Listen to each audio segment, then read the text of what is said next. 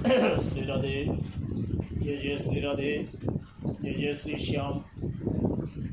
दिव्य शक्ति सेवा संस्थान के माध्यम से आपके मध्यस्थ में हम लाइव हैं।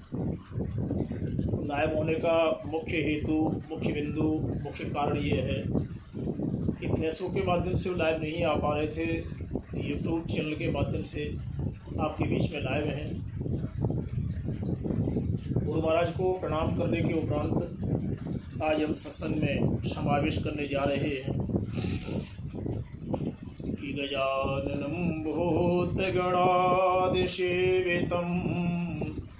कपित्थजम्बो फलचारुभक्षणम् उमाश्रुतं शोकविनाशिकारकम् नमामि विघ्नेश्वरे पादपङ्कजं।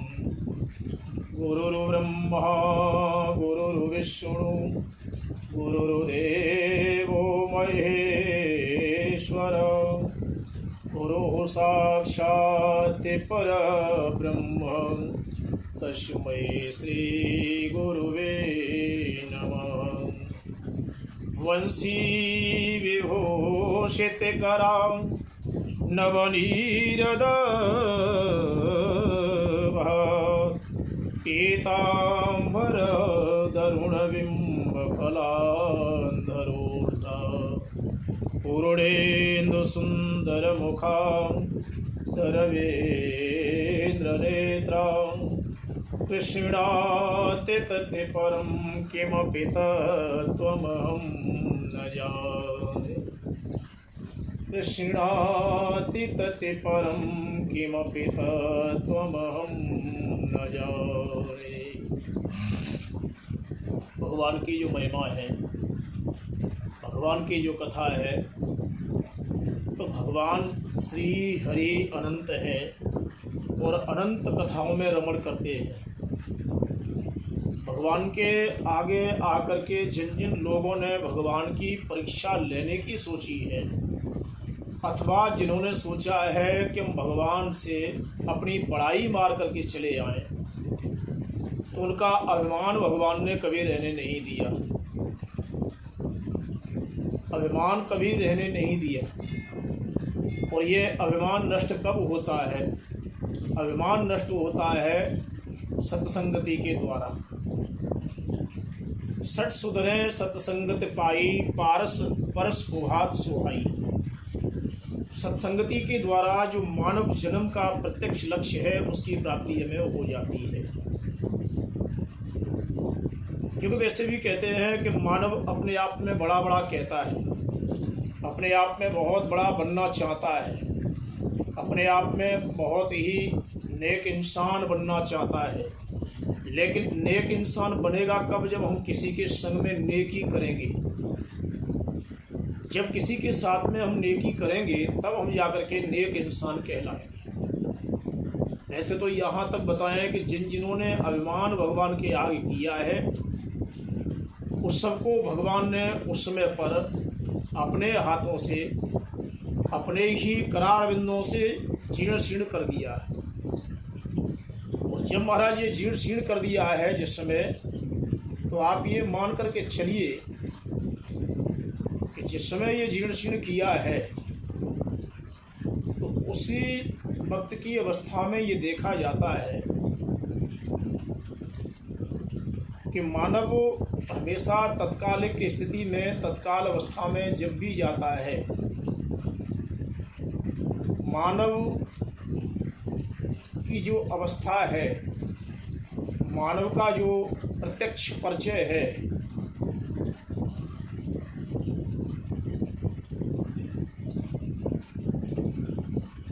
तो मानव जिस समय अपने परिचित स्थिति में जाकर के जब अवगत होता है, तो सुखदेव जी महाराज चिंतन करते हैं, राजा परीक्षित को ये कथा सुनाते हैं। और राजा परीक्षित को ये जब कथा सुनाते हैं, तो सुखदेव जी महाराज ने जब चिंतन किया, आज हम लाइव के माध्यम से आपके बीच में आ रहे हैं। प्रसंग चल रहा था कि भगवान किसी का भी अभिमान नहीं छोड़ते। क्योंकि गीता में लिखा गया है कि अमानी मान दोयम, यानी जिसने अपना सम्मान चाहा तो उसे भगवान ही केवल सम्मान दिला सकते हैं। बाकी किसी की ताकत नहीं है, किसी की हिम्मत नहीं है, किसी की औकात नहीं है कि भगवान के अलावा किसी को कोई जाकर के और इस तरह का सम्मान दिला सके। मैया सती को जब अहम हुआ तो शंकर जी ने त्याग दिया था। अभिमान तो भगवान के विषय पे कभी आना ही नहीं चाहिए। भगवान के विषय पे जब जब अभिमान आया है तो उस समय ये मान करके चलिए कि हमने दुनिया का सब कुछ खो दिया, सब कुछ हमने खो दिया है, हमने कुछ लिया ही नहीं, हमें कुछ मिला ही नहीं। तो इसलिए यहाँ पर आपको एक संकेत देने जा रहे हैं। एक बार नारद जी महाराज आए और नारद जी घूमते घामते आकर के भगवान शंकर जी के पास में आ गए। भोलेनाथ से प्रार्थना की, बोले बाबा हमें ये बताइए कि हमने आज कामदेव को जीत लिया है। आपने कामदेव को मार दिया था, हमने जीत लिया। तो भोले बाबा को बड़ी हंसी आई। भोलेनाथ बोले कि एक बात याद रखना, और तो सब ठीक है, जो भी चल रहा है सब अच्छा है, लेकिन एक बात का याद रखना कि इस बात को कहीं भगवान विष्णु से मत कह देना, नहीं तो उनका नाम ही अमानी मानदोयम है। सम्मान देते हैं अभिमान को नष्ट करने के बाद, सम्मान तो देते हैं लेकिन अभिमान को नष्ट करने के बाद में देते हैं।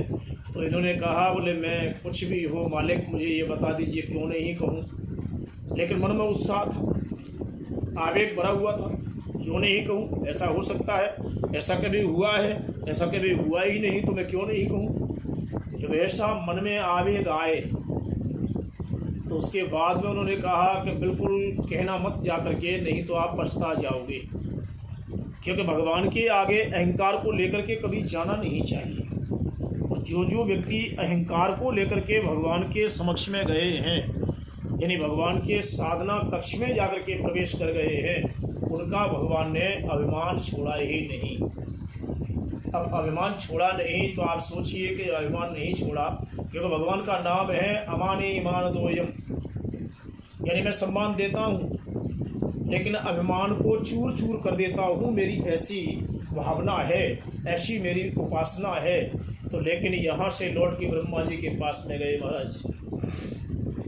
ब्रह्मा जी के पास में गए तो ब्रह्मा जी से बोले, पितामह प्रणाम कर रहा हूँ, मैं नारद आपका बेटा।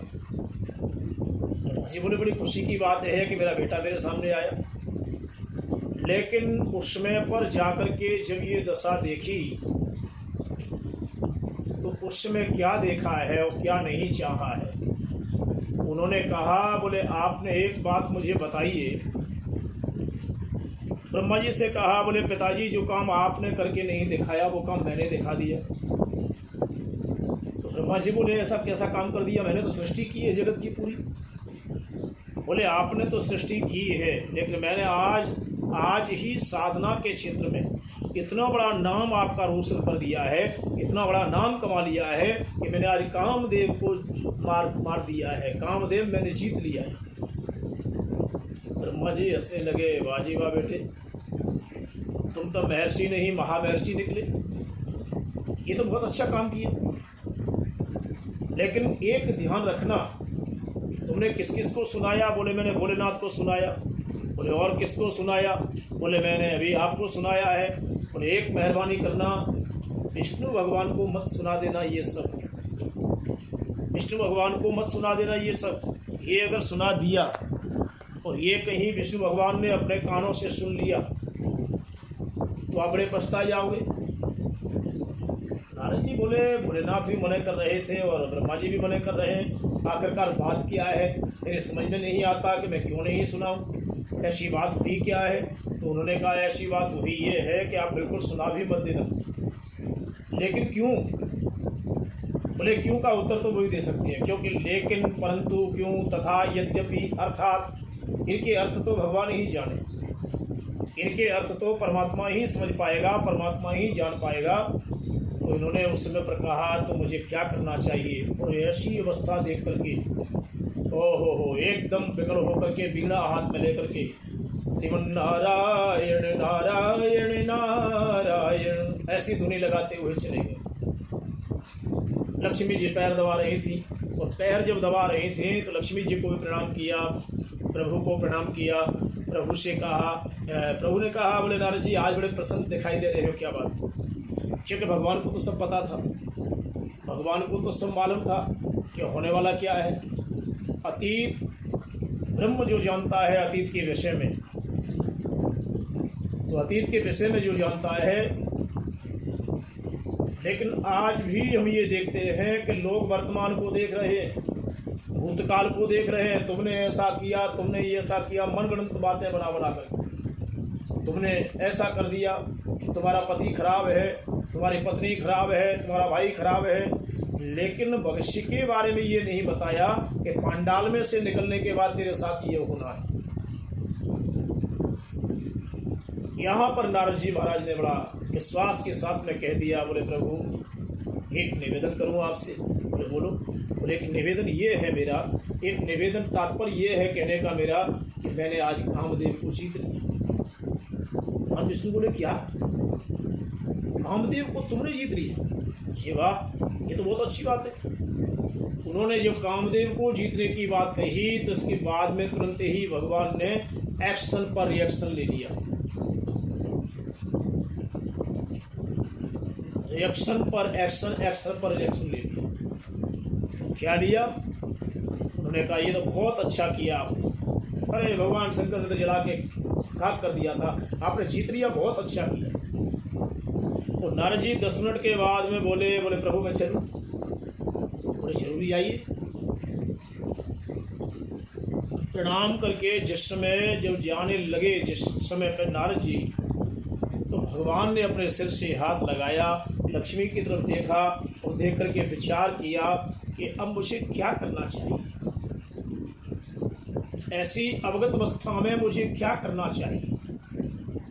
तो इन्होंने कहा मुझे क्या करना चाहिए। तो इसी बीच में जाकर के महाराज बोले कि नारद जी थोड़े से ही आगे बढ़ पाए, थोड़े से ही आगे जब बढ़े तो नारद जी के सामने ये परम महल बना दिया। राजा भी है, रानी भी है, बेटी भी है, बेटा भी है, कुटुंब भी है, सेना भी है। अब नारद जी माया के चक्कर में इतने लिप्त हो गए कि नारद जी महाराज उस नगरी में प्रवेश तो कर गए, लेकिन ये विचार नहीं किया था कि जब आए थे तब कोई नगरी नहीं थी, तब कोई महल नहीं था, तब कोई नगर नहीं था। लेकिन आज जब देखा है तो नगर को देख करके विचार विमर्श करते हैं। इतनी देर में वहाँ के राजा का नाम बड़ा सुंदर है, शील निधि। राजा का नाम सुंदर है, शील निधि। उनकी पुत्री है विश्व मोहिनी। ये सब मायावी जंजाल था पूरा, ही मायावी झमेला था पूरा। और विश्व मोहिनी पुरतास कुमारी, विश्व मोहिनी उसकी पुत्री है। राजा लेकर के पुत्री को आया, महाराज को सिंहासन बैठा दिया। ओहो, तृप्त हो गए। जब ये तृप्त हो गए तो उसके बाद में सिंहासन पर बिठाल करके देखा, सिंहासन के मखमली गद्दे को देख करके नारद जी बेहुलित हो गए, चैतन्य बन गए मन में। अरे राजन, तुम्हारे तो बड़े ठाट बाट है। हाँ महाराज, एक बगल में बैठने का बीड़ा लगा दिया, उस पर बेटी को बिठाल दिया और बेटी का हाथ लेकर के यूँ दे दिया। महाराज मालिक मेरे, आप तो परम संत हो, परम ज्योतिषी हो, आपके मत को दुनिया मानती है। इतिहास पुराणानि, आपके इतिहास पुराण भी आपकी बात को मानते हैं। आपका निकला हुआ वाक्य कभी असत्य नहीं होता। मेरी बेटी का भाग्य देख दीजिए। जब ये कहा कि मेरी बेटी का भाग्य देख दीजिए, उसके बाद में उन्होंने धीरे से कहा कि तुम्हारी बेटी का भाग्य तो बड़ा निर्मल है, बड़ा ही कोमल है। तो उन्होंने कहा, बोले बाबा हम समझे नहीं। बोले समझ करके भी क्या करोगे? तुम्हारी बेटी जिस घर में जाएगी, जिसके संग विवाह होगा, वो 3 लोक का मालिक होगा। राजा बड़ा प्रसन्न हुआ। राजा ने कहा अच्छा ऐसी बात है? बोले बिल्कुल ऐसी बात है। तो बोले महाराज कोई उपाय करिए।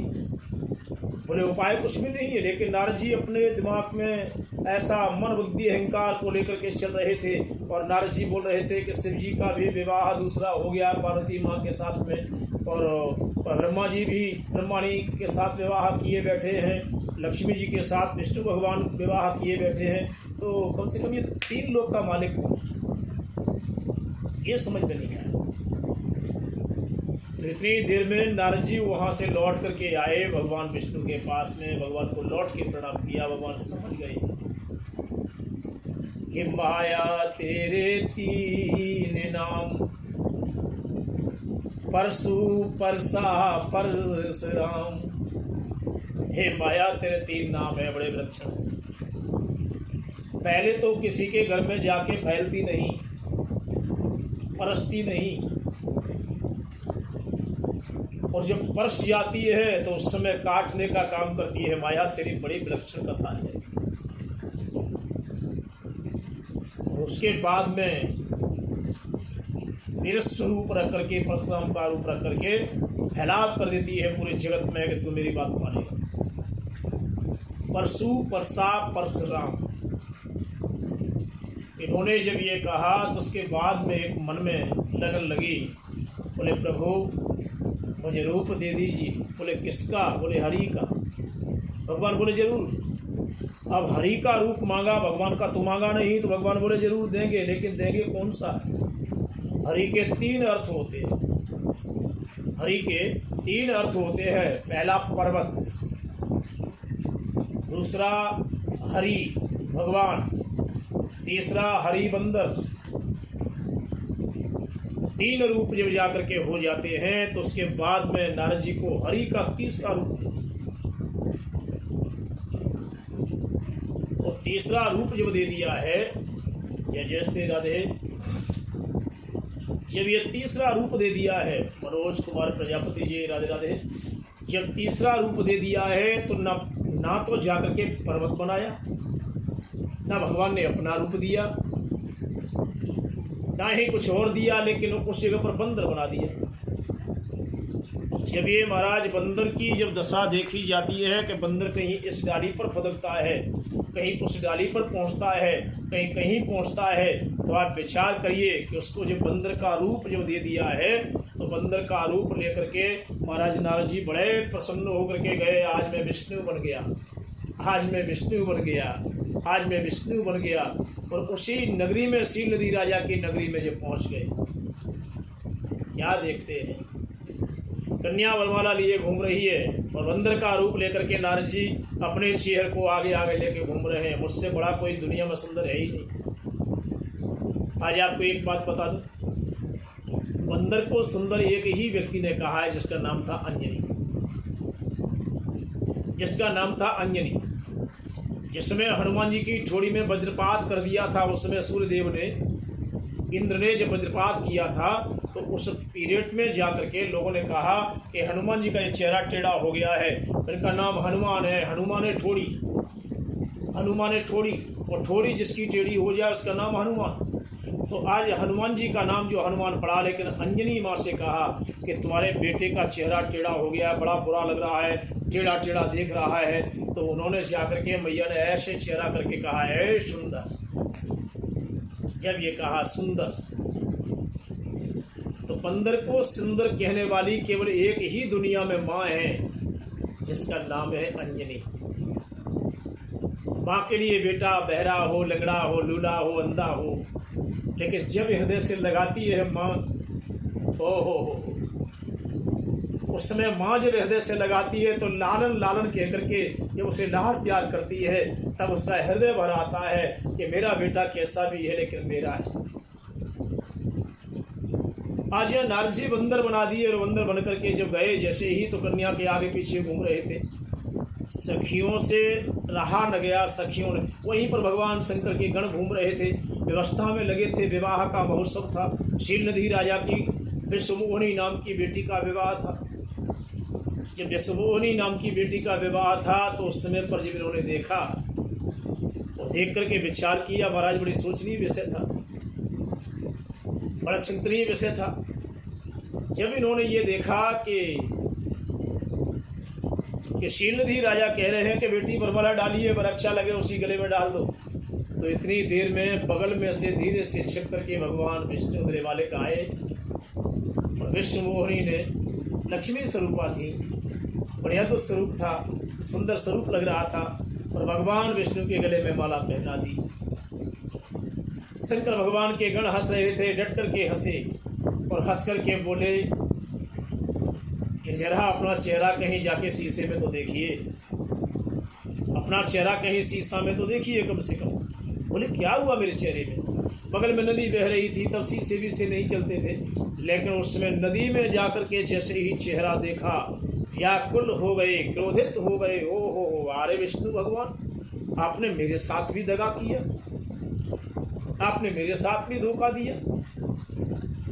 कमंडल में से जल लेकर के श्रापित कर दिया है कि यही बंदर भालू तुम्हारी एक दिन सहायता करेंगे आकर के, इनके बिना तो लंका पर विजय नहीं पा पाओगे।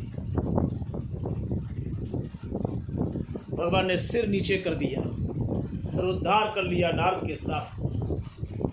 तभी तो भगवान राघवेंद्र सरकार बन के गए थे। सीता माँ का हरण हुआ, रावण से युद्ध हुआ था, ये सब नारद जी का श्राप था। एक दिन नारद जी विष्णु भगवान के पास में पहुंचे और भगवान से पूछा, बोले प्रभु ये कौन सी लीला थी? तब भगवान विष्णु ने एक दृष्टांत देते हुए कहा कि नारद, ये माया को केवल मायापति संभाल सकता है, दुनिया के दम नहीं है। काम के विकारों को केवल मायापति ही मार सकता है, बाकी किसी की दम नहीं है। मैंने तुम्हारे अंदर से अहंकार को छीना है, मैंने तुम्हारे विकारों को हटाया है, मैंने तुम्हारे विचारों को बदला है, मैंने तुम्हारे विकारों को हटा के विचारों को अपने चरणों में लगाया है, और आपने उपहार में मुझे श्राप दे दिया। कोई दिक्कत नहीं, हमें कोई गम नहीं। लेकिन यहाँ नारद जी कहते हैं ब्रह्मानंद जी के भजन के द्वारा कि महाराज ये सब क्या था? तो तब उन्होंने एक दृष्टांत बताया छोटा सा। एक बार गुरु पूर्णिमा के दिन कोई दीक्षा लेने आया, और गुरु पूर्णिमा के दिन दीक्षा लेने के लिए जब आया है, तो दीक्षा लेने के लिए जब बैठ गया है, तो उसके बाद में 2 मिनट बाद नदी में बाढ़ बगल में आई। श्रावण का महीना लगने वाला था, बरसात ज़्यादा हो गई, नदी में तूफान आ गया।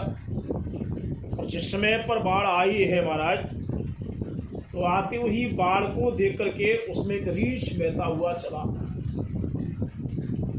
रीछ बहता हुआ जा रहा है। सभी शिष्यों ने नदी में उमंग आते देखा, रीछ को बहते हुए देखा, लेकिन चेला नया नया आया था, वो अभिमानी था, अभिमानी। गुरुजी से बोला, गुरुजी मुझे तैरना आता है, आप कहो तो मैं कंबल को पकड़ के ले आऊं। वो तो रीछ नहीं मान रहा था, कंबल मान रहा था। आप कहो तो मैं उस कंबल को ले आऊं कैसे भी जाके, आप कहो तो मैं कंबल को पकड़ ले आऊं। गुरुदेव ने कहा, बेटे जो बह रही है चीज़, जो जाती है गंतव्य स्थान के लिए जा रही है, उस चीज़ को पकड़ने की आवश्यकता नहीं है, उसको लाने की आवश्यकता नहीं है। जो जा रहा है उसको जाने दो, रोकने की जरूरत नहीं है। जो लोग किसी को रोक लेते हैं वही उसके लिए दुखदायी हो जाता है। चेला बोला, नहीं नहीं गुरुजी, आप अगर आज्ञा करें, आपका आदेश अगर हो, आपकी अनुमति अगर हो, आपकी कहीं मन की भावना हो, तो बहुत सुंदर कंबल है, आगे सर्दी आने वाली है, और सर्दियों के दिन वो आपको ओढ़ने में काम आएगा, मैं उसे लेकर के चला आऊँ आपका हो। और इतना जब गुरुजी ने कहा, जब नहीं मानता है तो बेटा जा नदी में कूद जा और कंबल को पकड़ के ले आ, अभी पता लग जाएगा कौन है कौन नहीं है। तो इतनी देर में जाकर के कंबल के बहाने कूद गया। भैया वो कंबल नहीं था, वो तो रीछ बह रहा था। वो भी किसी का सहारा चाह रहा था कि मुझे कोई आकर के पकड़ के किनारे लगा दे। और ये महानुभाव कंबल लेने के लिए चले गए कि कंबल बह रहा है, जो काले काले बाल जैसा दिखाई दे रहा है, बिल्कुल फौजी कंबल लग रहा था। लेकिन जब नहीं माने और गए, तो कंबल ने चेले को पकड़ लिया। बहुत गुस्सा में गुरुजी किनारे खड़े होकर के देख रहे हैं। गुरुजी कहते हैं, बेटे कंबल को छोड़ दो, कंबल को छोड़ दो। लेकिन कंबल को छोड़ तो मैं तब दूँ। गुरुजी से चिल्ला कर के बोला कि गुरुजी कंबल ने मुझे पकड़ लिया है, अब आप ही छुड़ाओ। कि सब जगह मंजुल भटकी कर अब शरण ली आपकी। पार करना या न करना दोनों मर्जी आपकी। आप भी यदि छोड़ देंगे तो फिर कहाँ जाऊँगा मैं। जन्म दुख से नाव कैसे पार करे पाऊँगा मैं। पापी बोझे से लदी पापी बोझे से लदी नैया भंवर में आ रही। नाथ दौड़ो अब बचा लो जल्द डूबी जा रही। गुरुदेव कम्बल ने मुझे पकड़ लिया है, कम्बल मुझे छोड़ने को तैयार नहीं। गुरुदेव ने कहा मैंने पहले ही मना किया था कि कम्बल नहीं है, कम्बल के धोखे कोई जीव जंतु है। और जब शिष्य ने बात नहीं मानी तो रीछ ने शिष्य को पकड़ लिया है। तब भगवान कहते हैं गुरुदेव ने युक्ति के द्वारा उसे छुड़ाया, तब मुक्ति मिली। भक्ति मार्ग में जाइए, भक्ति में जाना गुनाह नहीं है, लेकिन भक्ति मार्ग में जाने पर भी अपने मन में ये विचार करिए, अपने मन में ये संशोधन करिए और ये सोचिए कि भक्ति मार्ग में कहीं कांटे तो नहीं है। कि ज्ञान का पंथ कृपाण की धारा परते खगेश लागे बारा। ज्ञान के मार्ग पर जाने के लिए हमें सावधान होने की जरूरत है और भक्ति के मार्ग पर जाने के लिए हमें समाधान करने की जरूरत है। व्यवधान को जिसने समाधान में परिणत कर दिया वही भक्ति का प्रारंभ रूप है। व्यवधान को जिसने समाधान में ले लिया वही भक्ति का सबसे बड़ा सहज और सुंदर स्वरूप है। तो कहने का मतलब हमारा ये है, कहने का हमारा तात्पर्य ये है कि ज्ञान की तलवार पर चलना यानी कभी भी ज्ञानी कट करके मार्ग से विमुख हो सकता है। कोई नारी उसे परास्त कर सकती है, कोई पुरुष भी परास्त कर सकता है, कोई जगत वाले इल्जाम दे करके भी परास्त कर सकते हैं, लेकिन भक्ति परास्त का विषय नहीं है।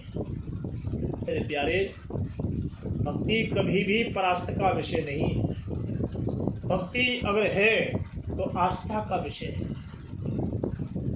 भागवत जी में एक श्लोक आया है जिसका आधा श्लोक कहता है कि भक्ति ज्ञान विरागाप्तो विवेको वर्धते महान माया मोह निरासश्च वैष्णवे क्रियते कथम।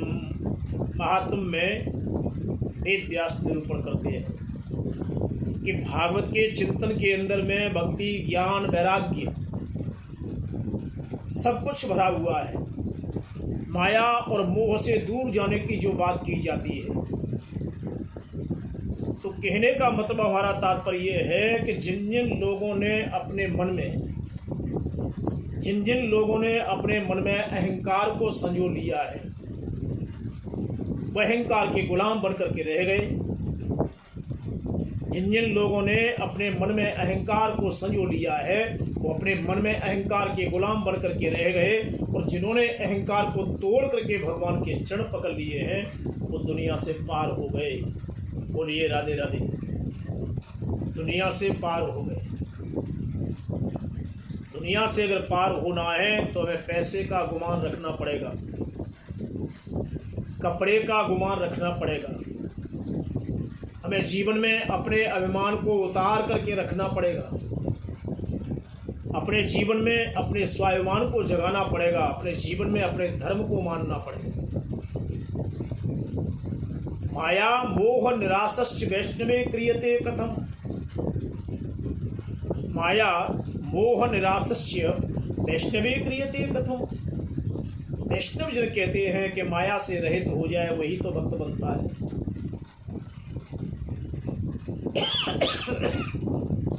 दो नारियां हैं, एक काली है एक गोरी है।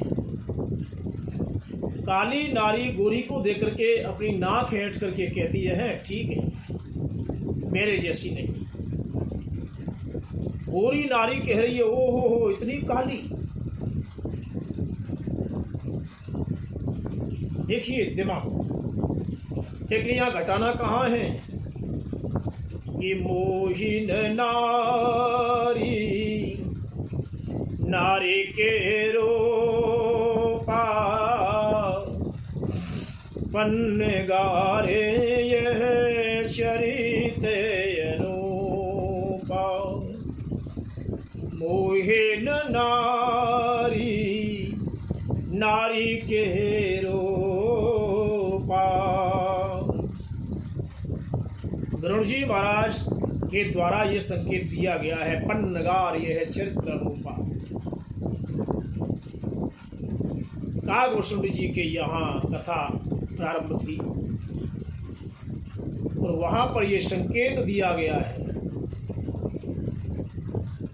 ये संकेत देकर के कहा गया है कि मोहिन नार नार के रूपा। नारी कितनी भी सुंदर हो लेकिन पड़ोस की नारी को देख करके अपनी नाक ऐसे हो जाए, टेढ़ी हो जाए। ये सुंदर नहीं है मैं सुंदर हूँ, ये सुंदर नहीं है मैं सुंदर हूँ। ये सी वंडर में बनाते बनाते उसकी लाइफ बर्बाद हो जाए। कहने का हमारा तात्पर्य है कि अंदर के अभिमान को मार दिया जाए तो भगवान विष्णु स्वाभिमान जगाते हैं। भगवान विष्णु उस समय स्वाभिमान को जगाते हैं और स्वाभिमान को जगा करके परमात्मा उस समय पर भगवान कहते हैं कि परमात्मा उस समय पर कहते हैं कि स्वाभिमान जब जग जाता है अंदर के विचार बदल जाते हैं। हम पूजा पाठ कितनी बड़ी से बड़ी करा लें, भागवत कथा करा लें, कुछ भी करा लें, लेकिन मन पवित्र नहीं है। मन में अगर हमारे संदेह है, किसी भी पूजा पाठ के प्रति संदेह दिमाग में है तो उसका फल मिलने वाला नहीं है। फल किसका मिलेगा कि मैंने तो सब सौंप दिया, सब भार तुम्हारे हाथों में है, हार तुम्हारे हाथों में है, जीत तुम्हारे हाथों में। मैंने तो सब सौंप दिया, यह भार तुम्हारे हाथों में। जिसने अपने अहंकार को, आधार भार को सबको परमात्मा के यहाँ सौंप दिया और जिंदगी में कभी बंदगी के अलावा गंदगी नहीं ला सकता। उसके मन की गंदगी निकल जाएगी, मैल निकल जाएगा। बगुला की तरह सफ़ेद नहीं होता, लेकिन ऊपर से काला हो और अंदर से वो इतना गोरा होता है, निर्मल होता है। और निर्मल मन जिन सो मोहे पावा, और मोहि कपट छल छिद्र न भावा। जो निर्मलता का प्रतीक है वही कोमलता का प्रतीक है। जो निर्मल है वही कोमल है और जो कोमल है वही निर्मल है। आपने कभी कमल के फूल को खिलते देखा होगा कीचड़ में, कांटों में। गुलाब का फूल कांटों में खिल करके भी अपने आप में मस्ती में रहता है। कमल का फूल कीचड़ में खिल करके भी अपने आप की मस्ती में रहता है, लेकिन यह जीव मनुष्य बन करके भी अपनी मस्ती में नहीं रह पाता। मानव कहे कि मैं बड़ा तो धरती पर तू क्यों खड़ा, धरती कहे कि मैं बड़ी तो शेष के सिर क्यों पड़ी, शेष कहे कि मैं बड़ा तो शंकर के गले में क्यों पड़ा, शंकर कहे कि मैं बड़ा तो कैलाश जाके क्यों बसा, कैलाश कहे कि मैं बड़ा तो रावण के भय से क्यों डरा, रावण कहे कि मैं बड़ा तो बाली की कांख में क्यों दबा, बाली कहे कि मैं बड़ा तो राम के हाथों क्यों मरा। अर्थ लगा लीजिए बड़ा कौन है। मेरे प्रभु बड़े, भगवान बड़े, और उनके नीचे हम सब बौने हैं, सब छोटे छोटे हैं। इस योनि का सम्मान जब हम करना सीख जाएंगे, उनका हम स्वाभिमान जगाना सीख जाएंगे, तो तुम्हारी जिंदगी में बंदगी ला करके भगवान का काम है। ये जगह किसी कवि ने कहा भी है कि मैं गीत सुनाने आया हूँ, मैं गीत सुना कर जाऊँगा, संगीत सुनाने आया हूँ, संगीत सुना कर जाऊँगा। उजड़े उजड़े गलियारों में, उजड़े उजड़े गलियारों में, बिछुड़े बिछुड़े सब यारों में, बिछुड़े बिछुड़े सब यारों में, संगीत की धुन में गीत लिए, संगीत के धुन में गीत लिए, संगीत सुनाने आया हूँ, मैं दीप जलाने आया हूँ। ज्ञान की ज्योति जलाने के लिए परमात्मा कहते हैं मैं आता हूँ। मैं दीप जलाने आया हूँ, मैं दीप जला कर जाऊँगा। हंसते रोते रोते उनके द्वारे, रोते रोते मैं गलियारे, संगीत की धुन में गीत लिए, संगीत सुनाने आया हूँ, मैं गीत सुनाने आया हूँ, मैं गीत सुना कर जाऊँगा। यदि हमने कहीं अपने मन में से कपट निकाल दिया, हमने अगर अपने मन में से कहीं कपट को निकाल दिया, क्योंकि कपट हमेशा जीवन को झपटता है, शरीर से लिपटता है और भगवान का राग अनुराग में परिणत कर देता है।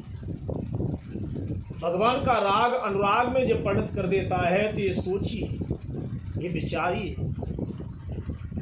विचार करिए।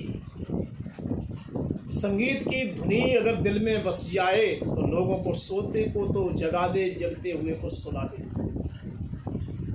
साम वेदः, सबसे बड़ा वेद है साम वेद। जिस समय धुनी जब निकलती है तो उस समय पर कहते हैं महाराज कि केवल भगवान के आगे जाइए और अहंकार को त्याग दीजिए। और हमने यदि अहंकार को त्याग दिया है तो मन के विकार चले गए सब।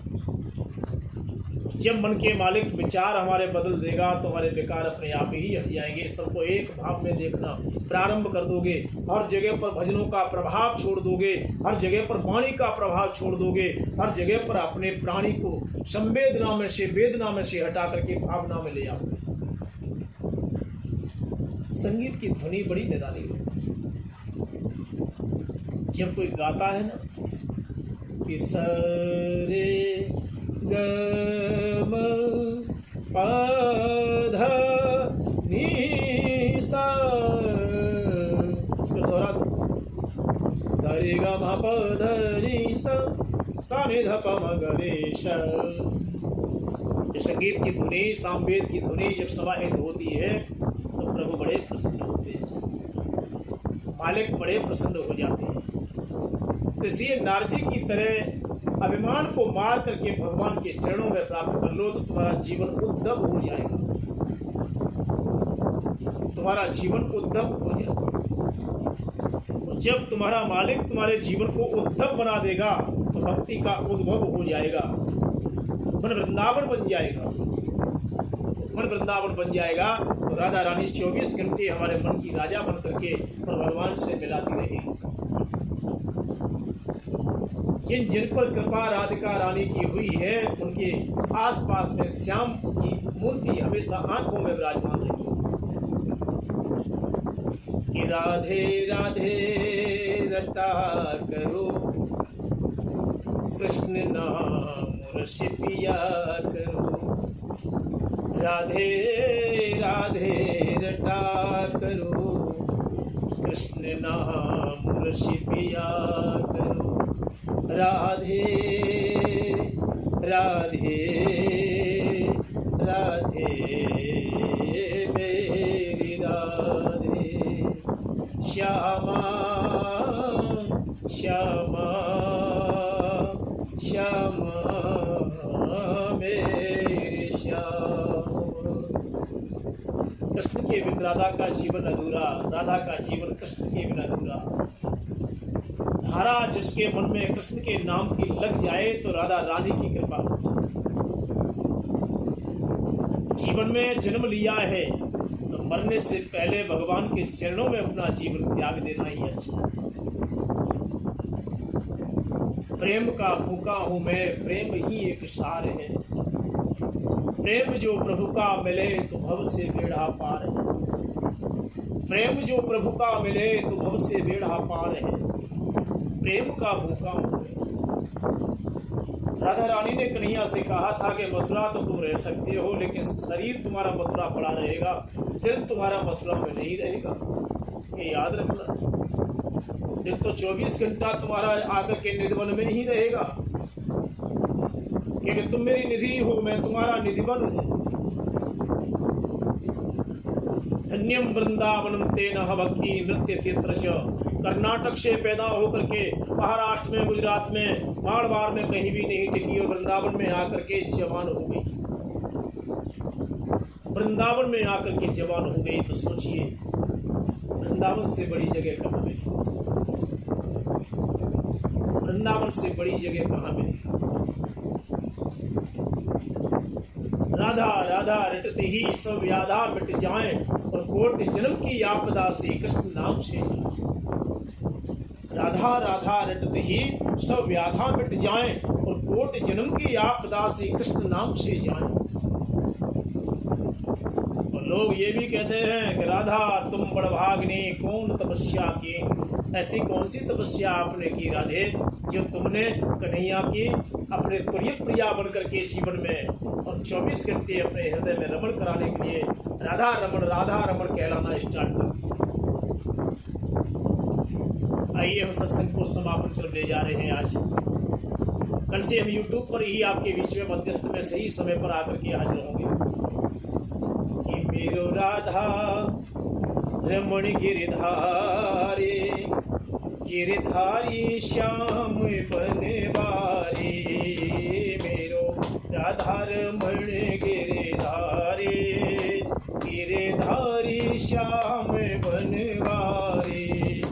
मेरो राधा रमण गिरधारी, मेरो राधा रमण गिरधारी। गिरधारी तो गिरधारी श्याम बनवारी। मेरो राधा रमण गिरधारी। दिव्य शक्ति सेवा संस्थान में आपका कल पुनः स्वागत होगा, अभिनंदन होगा। तब तक के लिए हम लाइव पर चलना आज सीख रहे हैं। केवल